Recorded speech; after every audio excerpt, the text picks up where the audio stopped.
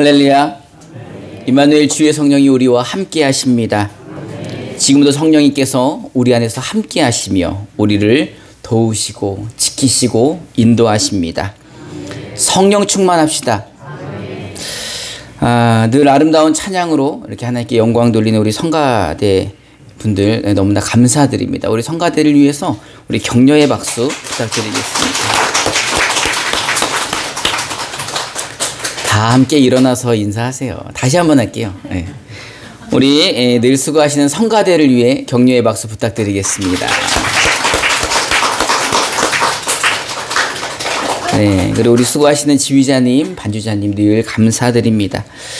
여러분 성가대를 위해 기도해 주시고 늘 격려해 주시기를 부탁드리겠습니다. 우리 이 시간에는 함께 다 일어나셔서 우리 축복하는 시간 갖도록 하겠습니다. 우리 축복의 사람 함께 찬송합시다. 손을 들어서 이렇게 옆에 분들 축복해 주시고 앞뒤로도 축복하겠습니다. 날마다 너의 삶에 주의 축복 넘치리. 주가 널 지키시며 너를 인도하시리.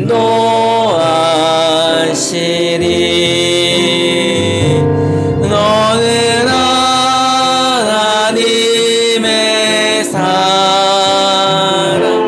너는 축복의 사랑.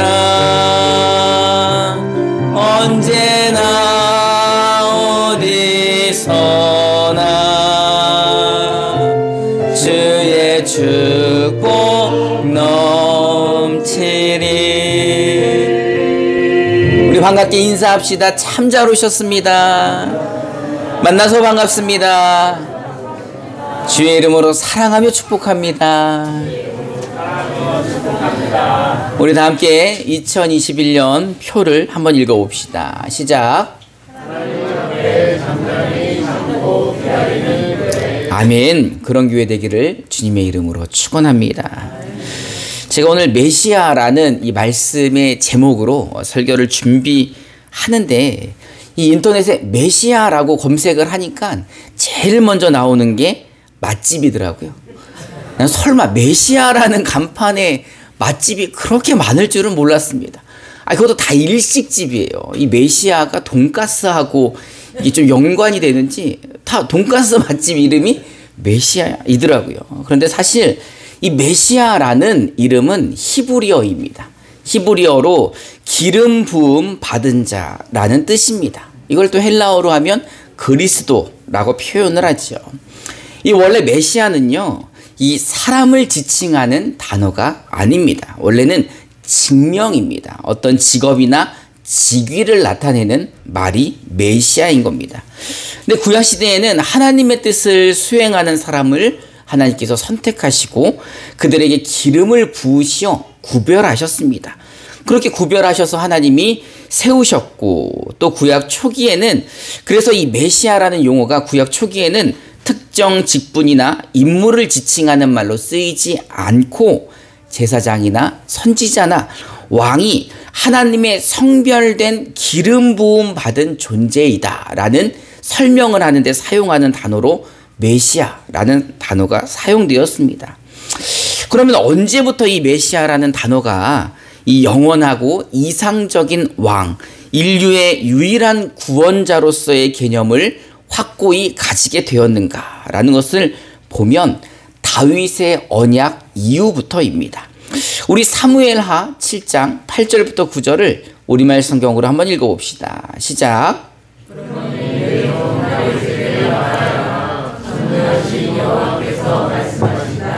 내가 양떼를 따라다니던 너를 목장에서 들여다가 내 백성 이스라엘의 목자로 삼았다. 내가 어디로 가든지 내가 너와 함께했고 내 앞에서 내 모든 원수들을 끌어내었다. 그러니 이제 내가 이 땅의 위대한 사람들의 이름처럼 내 이름을 위대하게 만들어 주겠다. 하나님은 다윗을 선택하시고 그에게 기름을 부어주셔서 양을 치던 목자를 왕으로 세워주셨습니다. 그리고 나단 선지자를 통해서 이제 너의 이름을 내가 위대하게 해주겠다라고 말씀하고 계십니다. 우리 이어서 사무엘하 7장 10절부터 17절을 우리말 성경으로 저와 여러분들이 한 절씩 한번 교독해 보겠습니다. 제가 먼저 10절을 봉독합니다. 그리고 내 백성 이스라엘을 위해 한 곳을 정해 그들이 뿌리박을 터전을 주고 그들이 다시 옮겨 다니지 않도록 할 것이다. 또한 전처럼 악한 사람들이 그들을 더 이상 해치지 못하게 하며 내가 사사들을 세워 이스라엘을 다스리게 했던 때와는 같지 않게 할 것이다. 내가 또 너를 내 모든 원수들로부터 구해내어 평안하게 할 것이다. 나 여호와가 직접 너를 위해 왕조를 세울 것을 선포한다. 내 날들이 끝나고 내가 내 조상들과 함께 잠들 때 내가 내 몸에서 나올 내 자손들을 일으켜 내 뒤를 잇게 하고 내가 그의 나라를 든든히 세울 것이다. 그가 내 이름을 위해 주를 세울 것이고 나는 그의 나라의 보좌를 영원히 세워줄 것이다. 나는 그의 아버지가 되고 그는 내 아들이 될 것이다. 그가 잘못을 저지르면 사람이라는 막대기와 인생이라는 채찍으로 그를 징계할 것이다. 그러나 내 사랑은 결코 그를 떠나지 않을 것이다. 내가 내 앞에서 없앤 사울에게서 내 사랑을 거둔 것처럼 하지는 않을 것이다. 내 집과 내 나라가 내 앞에서 영원히 계속될 것이며 내 보좌가 영원히 서 있을 것이다. 함께 읽겠습니다. 나단은 이 모든 계시의 말씀을 다윗에게 그대로 전했습니다. 아멘. 하나님은요, 하나님의 성전을 세우기를 원했던 다윗에게 나단 선지자를 통하여 이렇게 예언의 말씀, 계시의 말씀을 해주셨습니다. 하나님은 당신의 마음에 맞는 다윗을 택하여 왕으로 세우셨고 이제 하나님을 향한 그의 마음을 보시고 그 가문의 축복을 내려주신 것입니다. 그것은 그 후손들을 통하여서 왕위를 계승하게 해주신다는 말씀이고 또 영원한 통치자인 메시아를 그 다윗의 가문으로 보내주시겠다고 약속하신 것입니다. 여러분, 하나님은요 약속하시면 반드시 지키십니다. 믿으십니까? 왜 하나님은 약속하면 지키세요? 하나님이니까 지키죠. 천지를 창조하시고 온 우주 만물을 다스리시는 분이 약속 안 지키면 얼마나 창피해요. 말도 안 되는 거죠. 하나님이시기에 반드시 하나님은 약속을 지키십니다. 그런데 이제 이스라엘은 다윗 이후에 그 나라가 쇠퇴해집니다. 왕국 시대를 거치면서 백성들은 점점 구원자를 찾게 되고 이 메시아를 찾게 됩니다. 왜냐하면 솔로몬 이후에 나라가 둘로 나뉘어졌죠. 북이스라엘과 남유다로 나뉘어지면서 한 나라가 둘로 나뉘어지니까 그만큼 힘도 약해지는 거예요. 그래서 이 외세의 침략에 계속 전쟁에 이 백성들이 살기 어려워지니 그들이 메시아를 찾게 되는 것입니다. 이런 상황 가운데 하나님은요 한 선지자를 통하여 메시아에 대한 메시지를 다시 한번 주십니다. 우리 이사야 7장 14절을 우리말 성경으로 한번 읽어봅시다. 시작. 그러므로 주께서 친히 다윗 왕실에 표적을 주실 것입니다. 보십시오, 자녀가 잉태의 아들을 낳고 그를 임마누엘이라고 부를 것입니다. 아멘. 사실 이 말씀은 유다 왕 아하스가 적들이 침략해 들어올 때 하나님을 신뢰하지 못해서 두려워 떨고 있을 때 하나님께서 이사야 선지자를 통하여 예언해 주신 말씀입니다. 처녀가 잉태하여 아들을 낳고 그 이름을 임마누엘이라고 부르기 전에 너희 적들이 모두 사라질 것이다 라고 예언을 해 주신 것입니다. 여기서 다윗의 가문으로 오실 메시아에 대한 이야기가 이사야 선지자를 통해 예언으로 다시 선포된 것입니다. 그런데 이사야 선지자가 예언을 하고 나서도 700년 동안 하나님은 메시아를 보내주시지 않았습니다. 그러면 언제 메시아가 오십니까? 우리 마태복음 1장 18절부터 25절을 저와 여러분들이 한 절씩 한번 교독해 봅시다. 제가 먼저 18절을 봉독해 보겠습니다. 예수 그리스도께서 태어나심은 이렇습니다. 그의 어머니 마리아는 요셉과 약혼한 사이였습니다. 그런데 결혼하기 전에 마리아가 성령으로 임신하게 된 사실이 알려졌습니다. 마리아의 남편 요셉은 의로운 사람이었습니다. 그는 마리아가 사람들 앞에 수치를 당하게 될까봐 나무에 파혼하려 했습니다. 요셉이 이런 생각을 할 때에 주의 천사가 꿈에 나타나 말했습니다. 다윗의 자손 요셉아, 두려워하지 말고 마리아를 내 아내로 맞아라. 마리아가 가진 아기는 성령으로 임신된 것이다. 마리아가 아들을 낳을 것이니 그 이름을 예수라 하라. 예수가 그의 백성을 그들의 죄로부터 구원할 것이다. 이 모든 일이 일어나게 된 것은 주께서 예언자를 통해 말씀하신 것을 성취하기 위함이었습니다. 천사가 잉태의 아들을 낳을 것이요 그를 임마누엘이라 부를 것이다. 임마누엘이란 하나님께서 우리와 함께 하신다는 뜻입니다. 잠에서 깨어난 요셉은 주의 천사가 명령한 대로 마리아를 아내로 맞아들였습니다. 그러나 요셉은 아들을 낳을 때까지 마리아와 잠자리를 같이 하지 않았습니다. 마리아가 아들을 낳자 요셉은 그 이름을 예수라고 지었습니다. 아멘. 이 메시아에 대한 계시의 말씀은 예수님의 어머니였던 마리아와 또 다윗의 후손이었던 요셉을 통해 이루어진 것입니다. 이사야의 예언처럼 동정녀, 곧 이 남자를 가까이 하지 않았던 마리아에게 성령으로 잉태가 되었던 것이고, 또 그녀는 이미 요셉과 약혼을 한 사이였기 때문에 예수님은 다윗의 후손으로 이 땅에 오실 수가 있었던 것입니다. 그 오신 예수가 바로 그 기다리던 메시아였던 것입니다. 그 이름을 예수라 지음으로 임마누엘을 이룬 그 메시아가 바로 이 마리아와 요셉의 가정에 오게 된 것입니다. 그러면 메시아가 이 땅에 오신 이유가 무엇일까? 우리 마태복음 1장 21절을 우리말 성경으로 한번 읽어봅시다. 시작. 마리아가 아들을 낳을 것이니 그 이름을 예수라 하여라. 예수가 그의 백성을 그들의 죄로부터 구원할 것이다. 아멘. 메시아가 오신 이유는 하나님의 백성들을 그들의 죄로부터 구원하시기 위하여 이 땅에 오신 것입니다. 왜 죄로부터 구원을 해야 됩니까? 아니, 그래야지 죽음 이후에 심판받지 않고 멸망당하지 않고 영생을 얻기 때문에 그들의 죄로부터 구원을 해야 되는 거죠. 아담으로부터 내려온 죄의 고리를 끊고 죄로 인해 받을 심판과 멸망에서 피할 수 있는 길은 오직 예수가 이 땅에 오셔서 그 죄값을 대신 십자가에서 치러 주실 때만이 죄에서 자유함을 얻을 수가 있는 것입니다. 예수님을 믿어야지만 죄에서 자유함을 얻고 또 구원을 얻을 수 있기에 그 주님이 하나님의 외아들이신 그 예수가 이 땅에 오신 것입니다. 믿으십니까?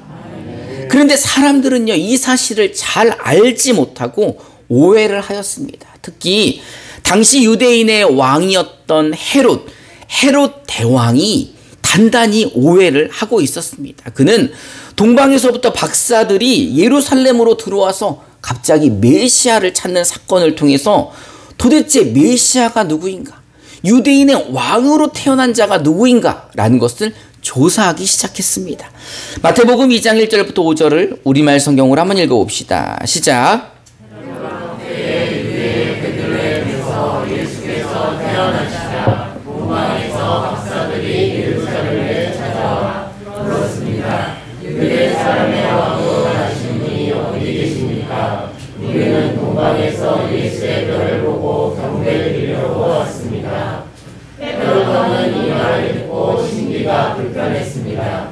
예루살렘도 온통 떠들썩했습니다. 헤롯은 백성의 대제사 동료와 율법학자들을 모두 불러 그리스도가 어디에서 태어날 것인지 캐물었습니다. 그들이 대답했습니다. 유대의 베들레헴입니다. 예언자가 성경에 이렇게 기록했기 때문입니다. 아멘. 헤롯, 여기서 나오는 헤롯은요, 헤롯 대왕이라 불리는 사람입니다. 아니, 내가 헤롯 대왕인데, 내가 유대인의 왕이고, 내가 지금 이스라엘을 통치하고 있는데 유대인의 왕이 태어났다. 지금 말씀처럼 심기가 불편합니다. 심기가 불편해서 그가 어디서 태어났는지를 꼭 알아야 되기에 조사를 하는 거죠.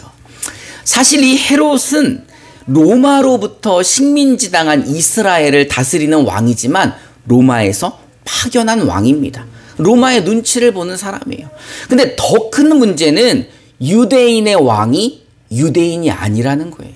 이 헤롯은요, 유대의 사람이 아닙니다. 헤롯은요, 에돔 출신의 이방인입니다.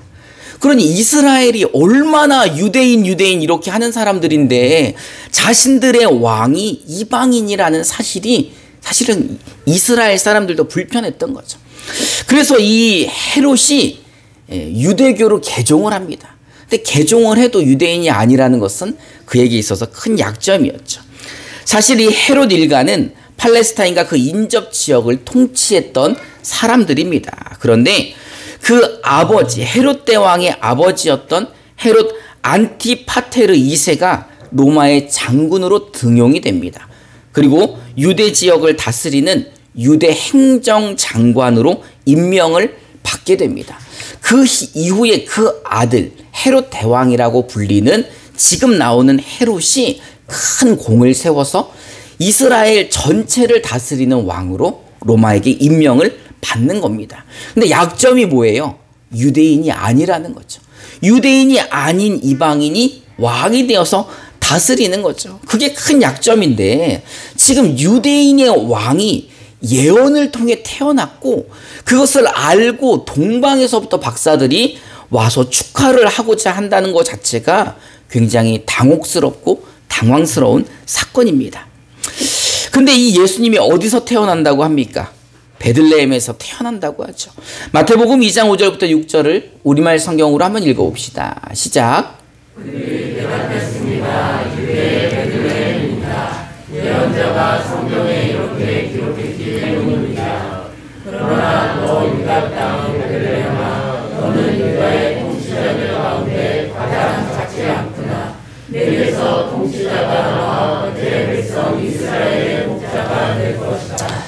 이 헤롯 대왕은 동방 박사들에게 이 사실을 알려주고 찾으면 나에게도 좀 알려달라고 부탁을 합니다. 왜 헤롯 대왕이 자신도 유대의 왕으로 태어난 아기를 있는 곳을 알려달라고 한 것일까? 경배하려고 한 것일까요? 아니죠. 뭔가 이 속셈이 있는 거죠. 당시 헤롯은요, 자기 마음대로 이스라엘을 다스렸습니다. 자신의 견제 세력이었던 사내들인 공회의 정치적 권력을 다 빼앗아 버립니다. 뿐만 아니라 대제사장도 자신이 임명하고 자기 마음대로 이스라엘을 쥐락펴락하는 거예요. 유대 전 지역을 자기 마음대로 개발하면서 개발 이익을 챙기는 거죠. 그리고 또 로마에다가 막 그 나라 지역들을 막 바치기도 하고. 그러니 유대인들이 굉장히 못마땅하고 헤롯을 반대하는 정치적 세력들도 많았던 겁니다. 그래서 이 헤롯이 정치적인 그 한계와 부담을 느끼고 있는데 그 가운데 누가 태어났다는 거예요? 예언대로 유대인의 왕이 메시아가 태어났다는 겁니다. 그래서 이 헤롯도 아기를 찾으려고 하는 거죠. 동방 박사들은 베들레헴으로 가서 아기 예수를 찾죠. 그리고 경배를 합니다. 그리고 돌아가려는데 헤롯에게로 돌아가서 이 사실을 알려주려고 했는데 꿈속에서 다른 지시를 받게 되죠. 마태복음 2장 12절을 우리말 성경으로 한번 읽어봅시다. 시작. 그리고 그들은 꿈속에서 헤롯에게 돌아가지 말라는 지시를 받고 다른 길을 통해 자기 나라로 돌아갔습니다. 사실 동방 박사들은 유대의 정치적 상황을 잘 모르죠. 그리고 헤롯이 어떤 음모를 가지고 있는지도 잘 모릅니다. 그래서 헤롯에게 예수의 정보를 알려주려고 했는데 하나님이 그것을 막으시고 그들을 다른 길로 인도하신 것입니다. 왜냐하면 하나님은 이미 다 알고 계셨고 다 예견된 일이었기 때문인 거죠. 뿐만 아니라 요셉과 마리아에게도 그들을 그들이 헤롯을 피할 수 있도록 천사를 보내주십니다. 마태복음 2장 13절부터 15절을 우리말 성경으로 한번 읽어봅시다. 시작. 박사들이 떠난 후 주의 천사가 요셉의 꿈에 나타나 말했습니다. 일어나거라, 어서 아기와 그 어머니를 데리고 이집트로 피신하여라. 헤롯이 아기를 죽이려고 찾고 있으니 내가 말해줄 때까지 거기에 머물러 있어라. 그래서 요셉이 일어나 아기와 그 어머니를 데리고 한밤중에 이집트로 떠났습니다. 그리고 헤롯이 죽을 때까지 그곳에 살았습니다. 이것은 주께서 예언자를 통해 하신 말씀을 이루신 것입니다. 내가 이집트에서 내 아들을 불러오겠다. 아멘. 사실 하나님은 헤롯의 이런 반응을 이미 알고 계셔서 예언자 호세아를 통하여 미리 예언하신 말씀입니다. 우리 호세아 11장 1절을 우리말 성경으로 한번 읽어봅시다. 시작. 이스라엘이 어린아이였을 때 내가 그를 사랑했고 이집트에서 내 아들을 불러냈다. 하나님은 선지자들을 통해 이미 다 예언하셨고 다 하나님의 계획대로 이루어 가셨습니다. 근데 헤롯은 그 사실을 알고 이 박사들이 도망갔다는 사실, 자기에게 알리지 않았다는 사실에 이 베들레헴의 군대를 보내게 됩니다. 그리고 베들레헴과 그 인근에 있는 2살 이하의 아기들을 다 죽게 만듭니다. 마태복음 2장 16절부터 18절을 우리말 성경으로 한번 읽어봅시다. 시작. 헤롯은 박사들에게 좋은 것을 알고 분이 심렸습니다. 그래서 그는 박사들에게서 알아냈던 시간을 기준으로 베들레헴과 그 부근에 살고 있는 2살 이하의 사내아이들을 모두 죽이라고 명령했습니다. 이로써 예언자 예레미야를 통해 하신 말씀이 이루어졌습니다.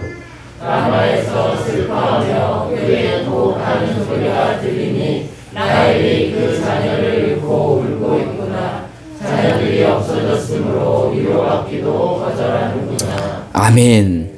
이 사건으로 당시 베들레헴과 그 주변에 있었던 2살 이하의 남자아이들은 다 죽게 됩니다. 이게 유명한 헤롯의 유아 학살인 것입니다. 한 사람의 잘못된 욕망과 비뚤어진 욕심이 수많은 어린 생명을 빼앗아 간 것입니다. 근데 사실 예수님은요, 헤롯의 그 자리를 뺏으러 오신 분이 아닙니다. 또 이스라엘을 이 로마로부터 독립시키고 해방시키려고 이 땅에 오신 분이 아니죠. 그런데 많은 사람들은 예수님이 자신들을 해방해 주실 것으로 착각했습니다. 그래서 어떻게 군대를 일으켜서 전쟁을 일으키실까?